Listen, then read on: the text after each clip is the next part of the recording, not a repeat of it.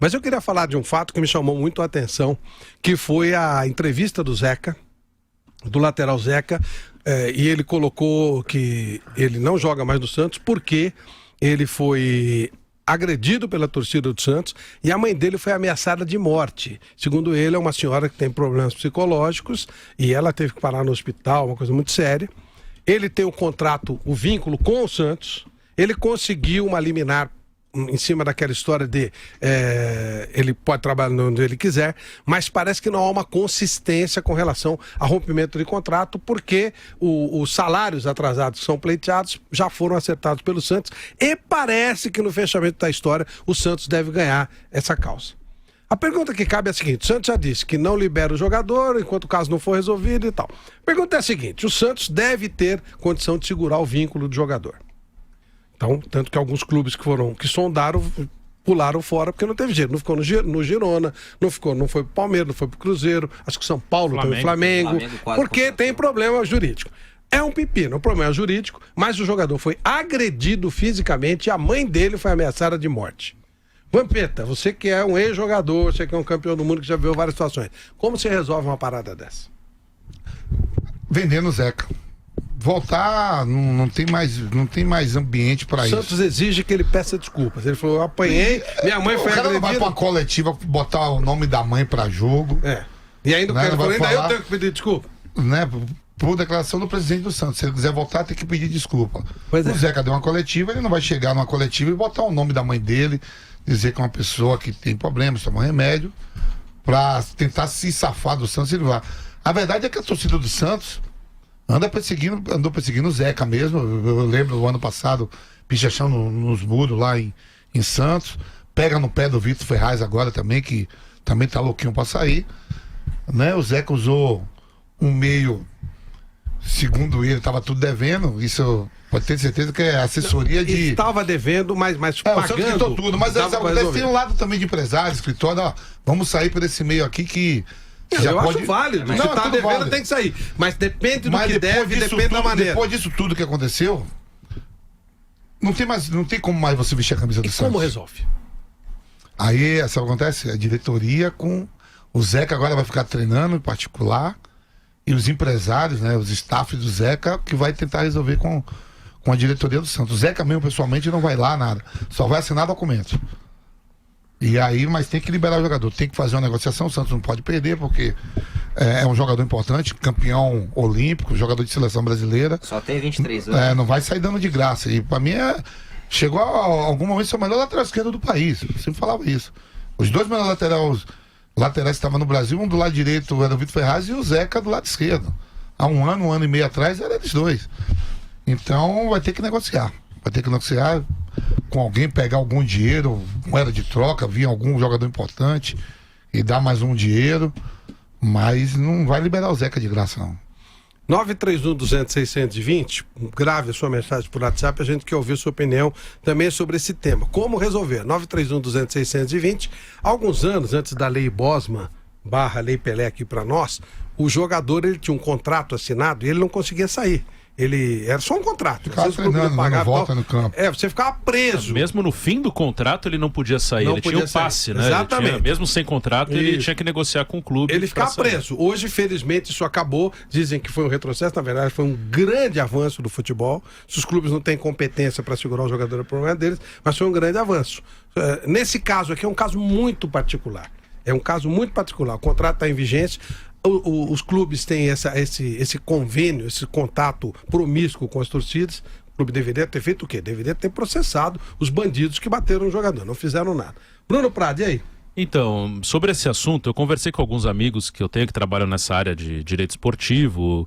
Conversei assim, fora do ar, informalmente. E a opinião é muito parecida deles, né? Eu conversei com duas pessoas. A opinião é muito parecida, que o Zeca dificilmente vai conseguir ficar livre do Santos. Aí eu não sei, eu não entendo disso. Eu ouvi pessoas que entendem. Eles acham que houve uma precipitação na ação, né? Que foi uma coisa do passado que foram buscar, enfim. E essa questão de segurança é muito Não tem um caso, pelo menos eu não lembro de um caso em que o contrato foi rompido porque ele foi ameaçado, enfim. Teoricamente o clube não tem nada a ver com isso. Você pode ser ameaçado na rua.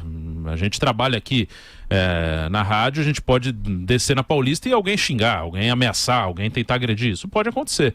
Então, na opinião dessas pessoas que eu conversei, é um caso muito diferente do Gustavo Scarpa, por exemplo. O Gustavo Scarpa entrou com uma ação contra o Fluminense e ali era bem claro, segundo esses advogados, que existia uma pendência e que o jogador conseguiria a liberação. Era um dinheiro que ele entrando com a ação, ele conseguiria a liberação. Tanto que o Fluminense ainda recorreu, o negócio está rolando, não acabou.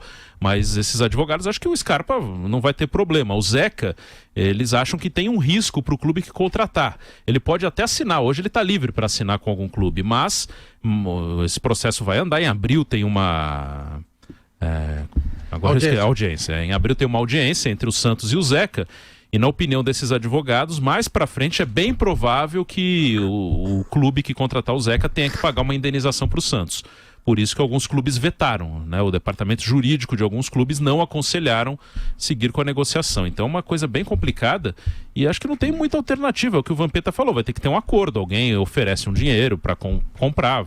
Acho que o Santos vai acabar perdendo algum dinheiro, mas não vai perder tudo, não vai sair de graça. Então alguém vai ter que oferecer um dinheiro ou um jogador que interesse ao Santos.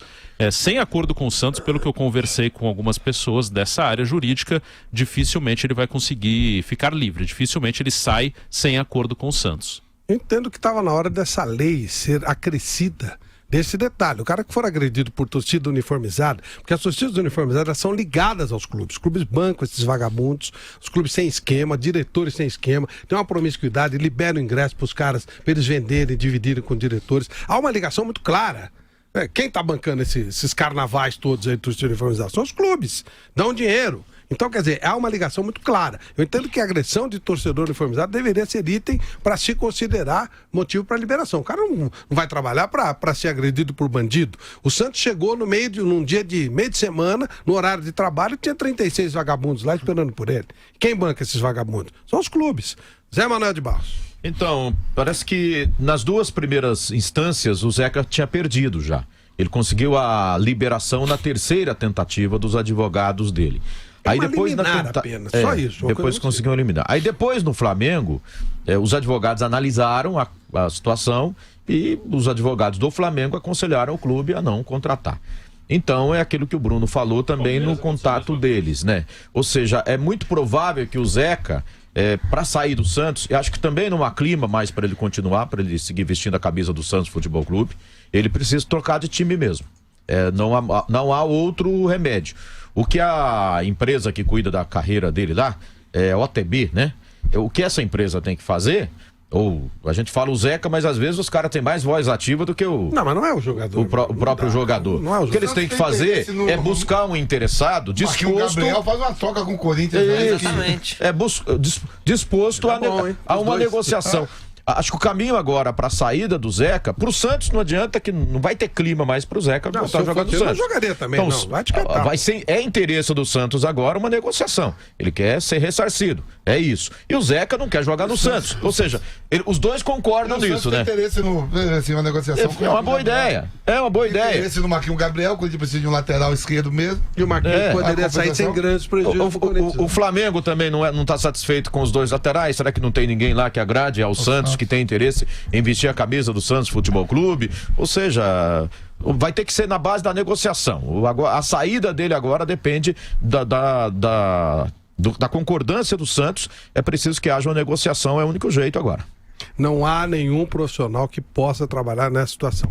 Há quem diga que ele fez gestos obscenos no partido, deve ter feito mesmo, depois de uma pressão muito grande. Também não há nada que diga que o cara tem que ser xingado e ficar quieto. Ele é um profissional como qualquer outro. Jogador de futebol é um trabalhador como qualquer outro. Sempre. Não importa se é uma figura pública, se é um jogador. Ninguém trabalha para... O cara pode, sim, pode vaiar, pode assobiar, o que quiser, tudo bem. O cara não pode ser ofendido pessoalmente porque ele é um jogador.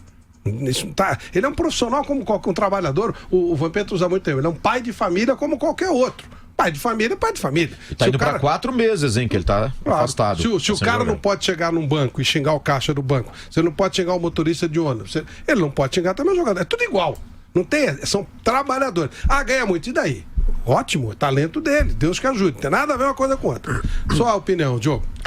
Olha, Flávio, eu compareci a esse evento na sexta-feira. Ele foi na sede da OTB, que, como o Bruno bem lembrou... O que é OTB, Diogo? OTB é uma empresa que gere carreira de... São os empresários do jogador. É uma empresa para gestão de carreira. Exato. Os E a dois são OTB... o Bruno Paiva e o Marcelo Goldfarb. Né? Bruno Exatamente. Paiva é o filho Sérgio. do Mário Sérgio. Sim. E a Marcelo OTB, Goldfarb. como o Bruno lembrou bem, é responsável também por gerir a carreira do Scarpa, que foi pro Palmeiras, um caso semelhante. No evento, Flávio, o Zeca, ele estava claramente abalado, angustiado com essa situação. Não foi tipo, né? Ele estava angustiado, era visível, era sensível de ele não poder exercer a profissão dele. E depois do evento, conversando ali com os agentes responsáveis pelo Zeca, alguns jornalistas ali reunidos, eles explicaram a situação no momento. O Zeca, ele está livre, mas qualquer time que quisesse contar com ele agora precisaria no ato entregar um cheque caução, e caso o Santos ganhe a causa, esse cheque automaticamente seria preenchido. Qual é o valor, você tem ideia? É algo em torno de 150 milhões de reais. 150 milhões para o futebol brasileiro, 200 milhões para o exterior. E isso é uma coisa que dá para quebrar, que são multas irreais. Isso dá para quebrar. Isso tem como fazer. O caso Oscar foi algo Bem semelhante, absurdo. né? Isso aí é muito ridículo, mas dá para quebrar. Mas enfim, o Diogo tá dando a informação do que tá no contrato, né? Sim. Mas esse tipo de multa absurda, abusiva, dá para quebrar. Não entendi. Apesar de que a OTB andou divulgando outro dia uma nota, disse que não é real essa história de que o clube tem que depositar esse cheque. Mas isso foram o pessoal da OTB que passou pra gente nesse evento na sexta-feira. Então, agora a assessoria jurídica disse que não é bem assim, sei lá, tá meio esquisita essa história. É complicado, situação complicada. E aí, meu caro Rafael? Analisando tudo que vocês conversaram e falaram aqui, né? Tá claro que não há clima pro Zeca ficar Isso no sem Santos. Também tá claro, pelo menos essa é a tendência, segundo os especialistas, que ele não vai ganhar ação na justiça. Então só há um caminho. O Zeca sai do Santos através de uma troca com algum outro clube. Porque financeiramente é um jogador muito caro e não vai ser fácil vender por aquilo que ele vale hoje no mercado. Então talvez seja realmente uma troca com o Corinthians, com o São Paulo, com algum outro clube de algum outro eixo do Brasil. Ele joga em qualquer um. Joga em qualquer um com tranquilidade. E o Santos hoje tem um elenco fraco, na minha opinião. Não sei o que vocês pensam sobre isso, mas falta meio de campo, falta lateral esquerdo, falta um monte de jogador. De repente usar o Zeca como uma moeda de troca e trazer algum jogador bom no mercado. E aí, Márcio? Parabéns à torcida que está espirrando mais um jogador de qualidade, né?